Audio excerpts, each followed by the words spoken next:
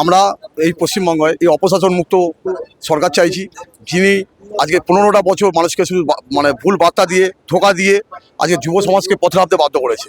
আমরা রিসেন্ট দেখেছি 2013 সালে এই মমতা ব্যানার্জি বলেছিল ডবল ডবল চাকরি হবে, এবং এই যুবশ্রী প্রকল্পের ফর্ম প্রায় 17 লক্ষ ফর্ম ফিল আপ হয়েছিল, তার আজও পর্যন্ত শুরু হয়নি। আবার মানুষকে আবার যুব সমাজকে নতুন করে লাইনে দাঁড় করিয়েছে, যেটা ভাওতা দিয়ে যে আবার আমরা যুব সমাজকে মাসিক 1500 টাকা ভাতা দিয়ে হাতে মুঠে কেনার জন্য আমরা এর অবস্থান চাইছি।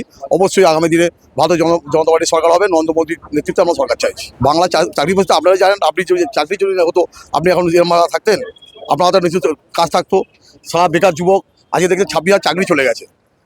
মানুষ পথে টেট উত্তীর্ণ প্রার্থীরা আজকে আন্দোলন করছে, সমস্ত বেকার যুবক যুবতীদের রাস্তা নামিয়ে নিয়ে আসছে এই সরকারকে অবিলম্বে আমরা মমতাজি পদত্যাগ চাইছি। অবশ্যই মমতাজি পদত্যাগ চাইছি আমরা।